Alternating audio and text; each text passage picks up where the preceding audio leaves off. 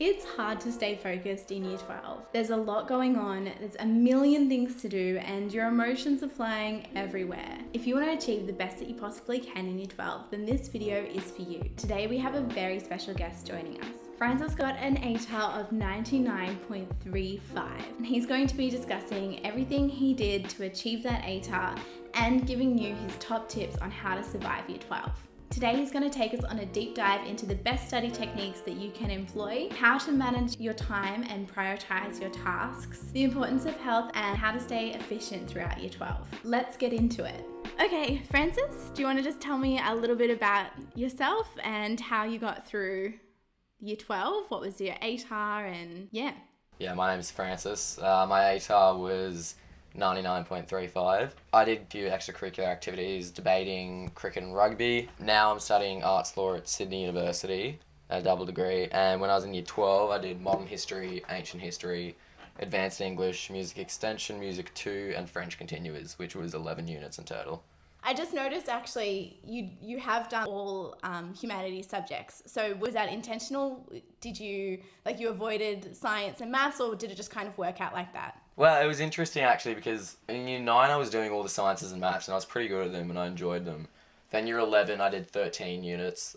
Instead of music extension I did English extension and I did advanced maths, and I was doing pretty well in it, but it was definitely my weakest subject, and I don't know, it required a lot of work, and it was the least I was the least sure about getting a good mark in that. Whereas modern ancient English, I've been doing music for years, and then French I'd just come back from a year in France, so those were all subjects I was pretty sure I'm definitely capable of getting a band 6 in this. And maths, it was I can, but it's not as sure, and I don't want to be doing 13 units in year 12 because it's a lot of work for an extra subject.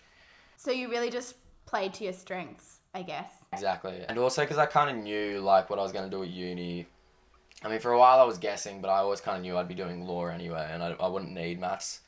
I was always kind of hoping to do an arts or law subject. And then, yeah, luckily I could do both. I was always kind of if I really need maths or something, I can do a bridging course at the worst or something like that. So, yeah, I dropped it in year 12, which actually surprises, a lot of people think it's compulsory, firstly. There's, this idea that if you don't do maths, you won't get a good ATAR, which, it's definitely a good subject to do, but, yeah, it didn't really suit me, so I dropped it. No, that makes a lot of sense, and probably ended up it definitely ended up working out well for you, so that's good.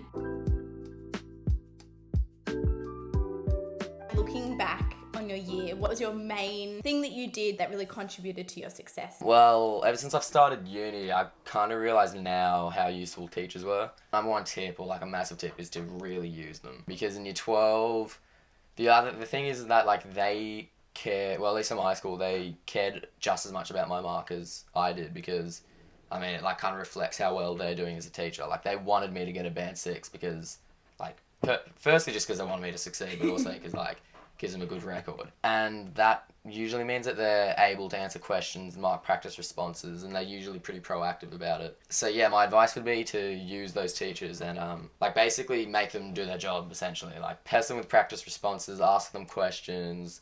If I go through my school email, the correspondence I had, because I had one teacher for 2 subjects, modern and English, and if I look up his name, it just goes on for pages and pages of me sending him practice responses. And going every time in class when I'd have an issue I wouldn't discuss, I'd go up to him and talk to him. And it's good to use your tutors as well, but the thing is that your teacher is also the one marking your work, so you really want to work with them and find out what they want to do. And I guess for people who go to a school or feel like their teacher isn't really... Because there are teachers who aren't... I was lucky with my staff, but you'll get some teachers who are they're not really up to it. And then the advice I give to that is to just find someone to bounce ideas off, or you really need to use the people around you, the staff, and people who can help you. That's a really good tip. I wasn't expecting that, but I think that that's super smart, and I wish I'd done that more. What's one thing that any year 12 student definitely shouldn't be doing? Well, as far as managing year 12 goes, I'd say something that you should not be doing is fixating on your ATAR too much. Something that I did a bit, and it was also just massively counterproductive. I'd always spend frees looking up ATAR calculations and stuff. And it's really bad because year 12 by itself is really stressful without that extra pressure. So when you have that mentality that is always really like just pushed onto a lot of year 12s, that you're only as good as your Atar. It becomes counterproductive, and I know that for a couple of my friends it like actually quite affected their mental health. So yeah, that's something they shouldn't be doing, and like I'd say that you need to take year 12 essentially like one assessment at a time, like one class at a time, and focus on bettering yourself and your abilities rather than like thinking about what your Atar is going to look like. How should year 12 start? So think back to like the beginning of your year 12 year, which would have been term 4 of year 11. And what do you think people should be doing to like start themselves off on the right foot? Probably being proactive, to be honest. I mean, all of high school, you can pretty much get away with doing the bare minimum. Marks don't really count towards anything. It's not to say like you should be doing that, but when you get to year 12, like it matters. So you need to be proactive, and the idea that like you don't have an assessment or any homework, so like that means you don't have to be doing any study, is like totally wrong. For me, if I didn't have any homework or assessments, I'd start like working on my exam notes and start collating all the stuff you've learned from class or whatever, doing practice responses that you don't need to be doing. It's really never too early to start that, because everything you learn is going to be relevant. So speaking of like doing practice responses, what sort of, I guess, study techniques did you find the best for you? Well, it kind of depended. So for example, if I had an assessment coming up, I'd like try and make sure I was on top of it. So if it was like an essay or something, I'd finish a practice essay and then send it to my teacher. Like what I was saying before, you really need to pester them. I'd send it to my teacher or someone else who could proofread it, and I'd keep doing that so that by the time I got to the assessment, it was like my 6th draft or something. Like I'd had time to perfect it. And the first draft was never the best by a long shot. Like my first draft would always be like not terrible, but like pretty average. And then you get pointers, figure out what you need to do. So yeah, that's what I do for assessments. But then for an exam or like an assessment that's in class, skeleton essays for any question that I thought could be asked. I take study notes, which was based on the syllabus, which kind of becomes your best friend in year 12. And then by gathering all the notes I'd taken in class, try my best to memorize that information, organise it into skeleton essays, and then practice doing practice responses and past papers under time condition, which is really important. Yeah, a lot of people will be confident writing an essay with like an hour, but then once it gets to 45 minutes, they really struggle. So you really want to be doing that a lot, like as much as you can. Like you want to make writing a lot in 45 minutes a habit that you do often. Definitely. I mean, I remember trying to sit down and do practice papers timed, and it would take me 3 hours to do one paper, but that's because I did them so rarely, and the more that I did them, the faster I became. So I guess, yeah, doing that regularly is probably a good idea. What is your take on study notes? Do you think that they should be like your sole, study technique? How often should you be writing study notes, and how should you be using them? Like, you can't just rely on your study notes. Like I was saying, study notes are obviously great, but if you just have study notes and you're not practicing past papers or writing essays, it's pretty much like useless. And then when you're actually taking study notes, I'd always suggest writing them, because like I said, you're going to have to write the HSC. So if you're typing all your study notes, even though that has its advantages, you might not be have as good endurance when it comes to writing. I'd have all my study notes ready, which I'd written them. I'd try and memorize them. So they're a great tool. Like I write them, try and memorize them, but a lot of my friends did is they just read over them in silence, which is like a really bad technique. Like what I do to try and memorize them is I'd read them out loud, looking at them, then try read them out loud, looking away from them. And once I was reading them out loud and actually hearing them, it really helped to internalize it. Also, obviously, the muscle memory helped a lot. How do you think that you managed your time and then also prioritize your tasks? I know that that's something that's a lot of people, me included, found really difficult to prioritize what needed to be done, especially when you start to lose time, because then everything's a priority. So how did you manage that? When you're managing tasks and trying to prioritize it, you need to take into consideration workload and then the urgency of the task, and those are the two main factors pretty much. So for example, if I had a relatively easy task, like some take-home assessment that you just handed in, or something like that I thought was easy, in 2 weeks' time, let's say, and then a really hard one, like an in-class essay based on the entire syllabus, in 3 weeks, I'd probably be leaning towards the harder one, but then still working on the easier one. So I'd probably split my time like 60-40 in favour of the harder task. Advice is to get started as soon as possible. And you don't have to wait for the assessment notice to come to be doing that. It makes it way easier to prioritise as well once you're on top of it. Start writing practice responses based on like the theme of what you're learning in English or the content of what you're learning in modern or something like that. But yeah, basically when I prioritise tasks, that's what I take into consideration. Like, how hard is it firstly, how long is it going to take me, and then how urgent is it? Do you recommend doing something that you hated first or something that you liked first to kind of get your momentum going? If I was sitting down and starting my study for the day, I'd usually start with an easier task because it's a really good way of like easing you into what you're going to do. It's really hard to sit down and do a timed response straight away. Like, that's really hard. And then once you finish it, you feel exhausted and like you don't want to do any more study. So yeah, I do a topic I liked and something that was easy to motivate myself. But yeah, you kind of want to warm yourself up when you're starting a study session. How did you plan out your days or weeks, even terms? I'd plan it out firstly, the weeks according to my assessment schedule, but the individual days according to like how much time I knew I'd have to study. One afternoon, I try to put myself in a study environment and not put it off for too long, but at the same time, I usually left about an hour or like an hour and a half between the end of school and when I started studying, because if you don't, you really burn out if you don't do that. Yeah, you got to give your brain a break. Yeah, exactly. So like I don't know, watch something of Netflix, like talk with my mates or something like that. But then yeah, I always set myself a goal and counted hours. So during the day, I would often think about how I was going to fit in my 3 hours of study, like maybe 1 hour before dinner and then like 2 hours after or something like that. Plan my days out according to hours of study and then my weeks out according to like when I had an assessment due.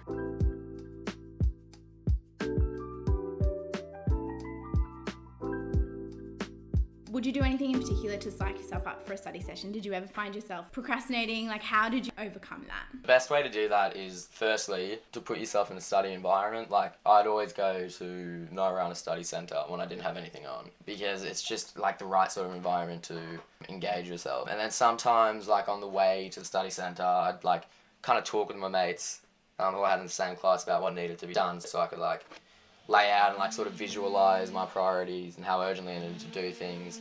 And then something weird that I personally did was before I was going to go into a study session, I'd actually say out loud to myself like my plan. Like I'd be like, alright, I'll do like an hour of modern, catch up on ancient, go outside, chill for 30 minutes, have dinner, then finish off English. Like something like that to like set out a plan so that I knew what I was going to do before I went in. Cool. And then that way you're not like wasting a precious half an hour once you've sat down, kind of being like, oh, what is it that I have to do?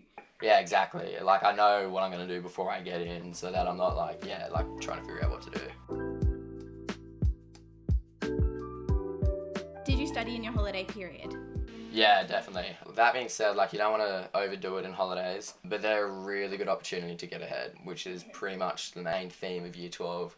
Like staying on top of your work so it doesn't overwhelm you all at once. Like obviously I'm still making plans with friends, still going, like doing things in the holidays because they're like holidays. But earlier on in the year, I'd always try to set myself a goal of like usually 3 hours, like maybe do an hour and a half in the morning or an hour and a half in the night, and then spend the day like chilling out or like doing whatever. You need to balance it in the holidays. Cool. I guess that also would have helped like your mental health a lot as well, making sure that you still had a social life and a life outside of your study. Yeah, for sure. Speaking of like social life and things like that, did you prioritize that or did it just kind of come naturally? Did you study with your friends at all? It was kind of both. Like I'd plan out something to do on the weekend or like something to do on the holidays, but I spent a lot of time with my friends because I played rugby with them and then we all studied and did a lot of the same courses, so we'd often be travelling the same way towards something. So on the way towards like a study session on the bus back from school or something, we'd be able to like relax and just talk or whatever,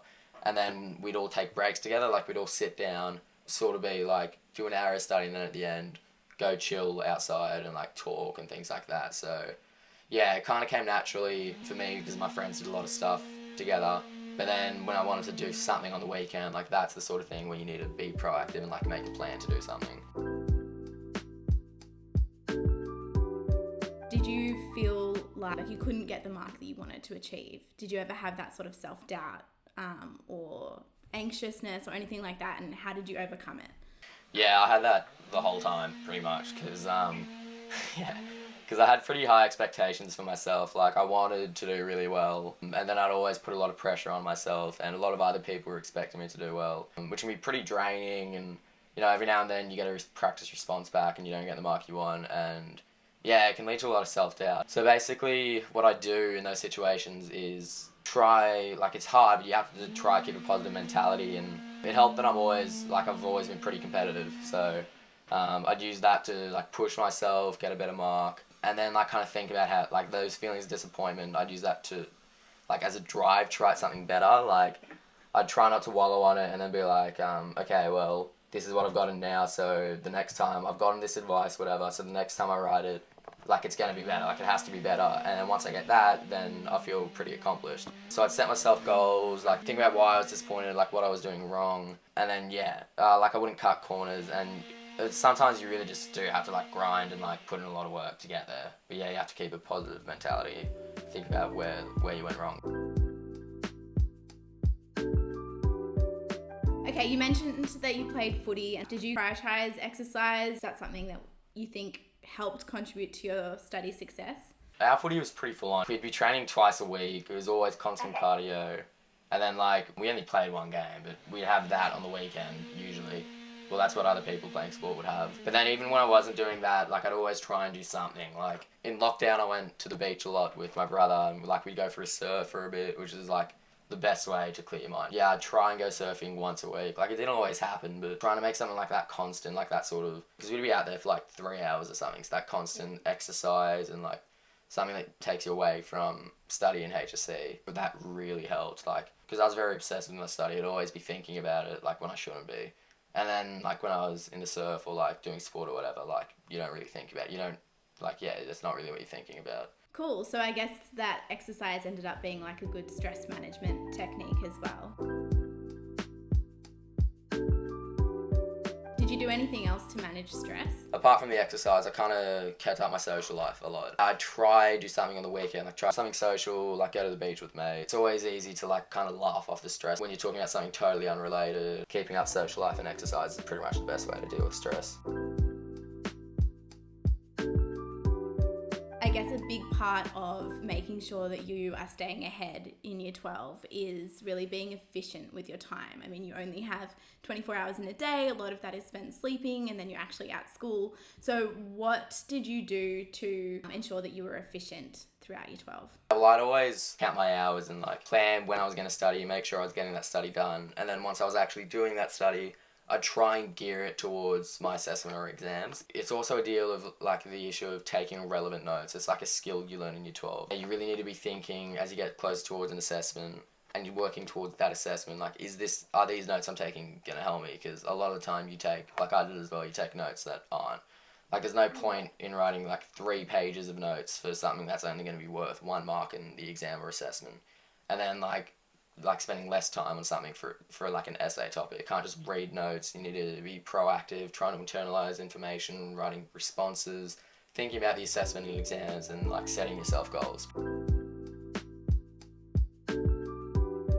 Do you think that you had like an average hour goal that you wanted to meet? How many study hours you were getting in weekdays and then weekends? Yeah, definitely. I always had that. Sometimes me and my friends would get competitive with it as well, like stupidly, but I'd always try and work 3 hours a day. And like on my laptop, I always had my notes app open and like I'd write it down. Like I'd have Monday, Tuesday, Wednesday, Thursday, Friday, write it all, and then at the end of the week, see how much I'd done. And by the end of the week, like I'd done 24, 25 hours, usually 3 hours a day in the term, then maybe like 4 or 5 hours on the weekend. As I got closer to exams, more than that. So like not too outrageous, I guess. Like you're not sitting there trying to pull a 10-hour study day. No, I'd never do like, maybe like once during Stuvac, but that was not like a regular thing. No way. Now talking about like specifically about exams and the lead up to exams, how did you prep for it? Where did your lead up start? What I would do is I had like this binder and I take notes for each topic per term. Then at the end of the term, I'd take all those notes out and then put them in some like folder. And then when it came to an exam, I'd go through each topic, take all those notes out, print off a picture of the syllabus, and then I'd get an extra book, go through each dot point, and then like make little headings of the dot point of the syllabus.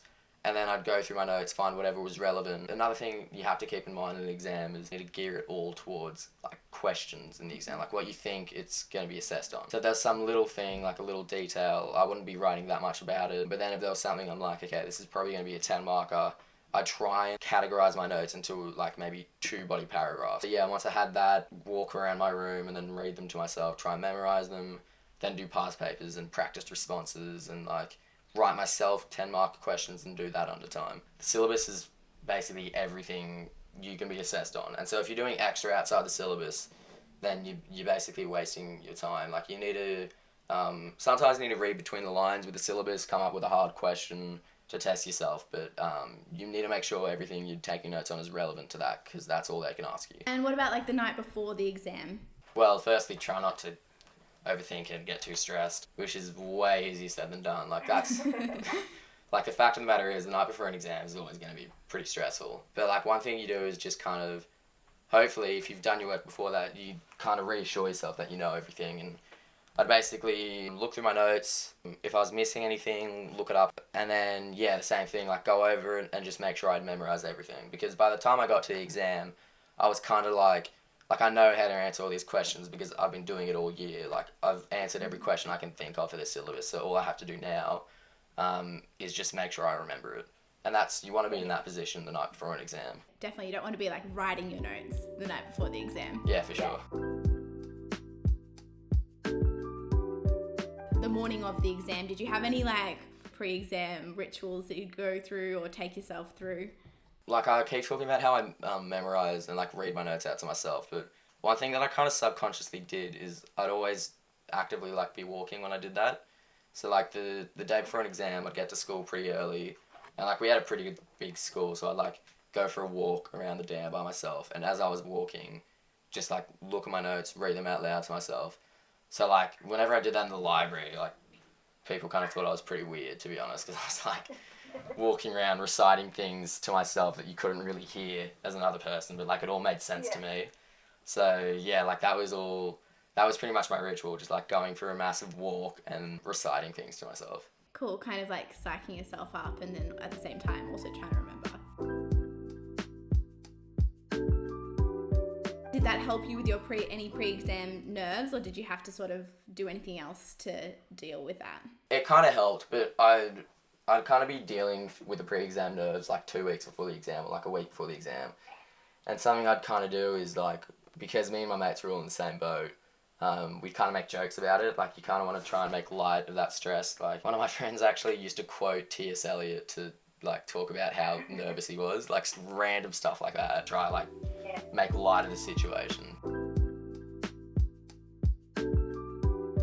And now we're just going to do like a real quick, like one tip for each of the subjects that you did. Best thing that you could do for those subjects. Okay, so first one I did was English. This is probably the most important for English, just like practice essays. The only section that isn't practice essays is the comprehension. But either way, you want to be pestering your teacher with it all year long. And it's harder for English because there's not like a syllabus, like there's modules, but and they give you words that you should be using, but you kind of have to be doing everything you can to be finding really hard questions and doing those. You want to be doing something that kind of shakes your mold or like shakes your argument a lot so that you deal with that sort of thing beforehand. And another thing I'd do is that I'd always have 3 arguments that like my go-to arguments for each essay, each section. Something I'd do as an assurance policy, come up with another 1 or 2 or even 3 so that if the question doesn't suit that, I can just sub something in. I'd have those 3, and obviously the whole time I was trying to mold it to the question, and like in each paragraph, I'd address certain parts in the module. So like for the core, talk about context for like a sentence. I'd get my quote, analyze it, be ready to talk about paradoxes or like how it makes you reconsider the world for each paragraph. Like I'd go through the module, think what it's talking about, and be able to answer that for each paragraph. But then sometimes like they'll ask you a question, like 2 years ago they asked about loneliness or something, and it kind of shakes you up. So you need to practice questions like that, be able to spin the question to suit your argument without making it a stretch. And then, yeah, having extra arguments that if you're like, this one is just not going to work, you can sub it out. And then for each argument, I'd have multiple quotes. And then another piece of advice is that people kind of just drop quotes in there. They'll kind of just say, oh, in 1984, there's a lot of surveillance, and you can tell that here, but they don't really analyse it. And the thing that gets you marks in English is analysing the quotes. It's not like you won't impress people by having 10 quotes in a paragraph if they're not useful. Modern history, you need to be doing a lot of essays. When you're preparing your note in the lead up to the exam, like months before, you have the syllabus there as well, which is massively helpful, and like the key feature points. And involved in that is everything you can be asked. So what you want to do is kind of like take each dot point and dissect it and make it as hard as it can possibly be weeks before the exam. And then you answer those questions, get like body paragraphs set for each question you can think of for each dot point. It takes ages, but like you've got a year to do it. The last thing for modern is that quoting historians is great. You don't need to do it, but it's great. But if you're going to quote a historian, you don't want to name drop them. You don't want to just be like, a lot of people died, this historian agrees. You never want to just name drop stats or name drop historians. You want to use it to say, and that's why my argument is correct. You want to integrate it really well. It always helps to like read some of their work. Like it can be pretty boring sometimes, but when you read it, you kind of get a more general like understanding of it, or like even watching crash course videos and stuff like that to first understand what's going on, and then you can go into depth. Ancient history, pretty similar to modern, but the difference is with ancient you have to include sources. So I was saying you don't have to quote historians for modern, but you do need to include sources for ancient. So you need to be able to, like that one's really important, that you're able to analyze it and then say what that proves. With ancient, it's so like this, because it's so old and like a lot of the time a lot of the information is missing. You have to really be good at interpreting sources, which is like the first section anyway. So practice that a lot. And then also the same thing I was saying about English with that whole insurance policy. Have more sources than you need, and that when you get to the exam, you can sub them out for each other, and you want to have practice responses to every dot point by the time you get to the exam, like multiple times. Well, music that one's a bit harder because there's no syllabus to work with. That 10-mark essay at the end of the written exam, practice it a lot, like practice using more musical quotes than you need to. The only thing you can do for the rest of it, because it's 35 marks, is practice. The syllabus for music, like what they teach you hasn't changed, so you have like 20 years of practice papers there. So go through them. You can always say more than you need to. Like they'll give you a score, and you can always point out more than, even if it's 5 marks, you can point out like 10 things that you need. As far as performance aspect goes, like you really kind of have to be doing it sort of every day. And that doesn't mean you have to practice for an hour every day. Like even if it's just 10 or 20 minutes, the more time you spend away from practicing, even if you do like an hour, like a 3-hour session, the weaker and the rustier you get. It kind of has to be an ongoing thing. French is similar to music. Like you have to do some sort of practice every day. That's the thing with languages. You have to be doing them really often to be like in top shape by the time you get to the exam. And so a way you can do that is just by like watching French TV shows or like listening to French music or podcasts. Or if there's someone you know who speaks French, try and do it with them. Like my mum speaks French, so I'd try and speak with her like every now and then, even if it was just like some passing comment or something. My advice would be like triple check your work. You also get a dictionary to bring in. So for the writing things, you literally have the time to check every word at least twice against the dictionary. Check the spelling, check the accents. For the writing and listening responses, you can just continue to write for as much as you want. Get extra booklets. Like I finished all my exams like an hour and a half early, but I'd always be writing until the end, just so I could like mop up any marks that I'd missed and be like, there's no possible way I can't get full marks for this because I've written everything I know. Okay, and would you do anything differently in your year 11 and year 12 life? Well, one thing I tended to do, it wasn't a great technique, is that I'd study like till late. Like I'd get home, be exhausted, get a coffee or whatever, sit down, watch Netflix until like from like 4 to 5:30. And then be like, oh, okay, well, I've only got time for an hour of study before we do dinner, which is fine. But then, like, I do the hour study, have dinner, then, like, take a while to get into it again. And then it'd get to, like, 8 o'clock, and I'd still have 2 hours of study to do. So, like, I'd be studying until pretty late sometimes, and then, like, I'd get to the end of the 2 hours and then be like, oh, I kind of have something else to do. I should probably keep going for a bit.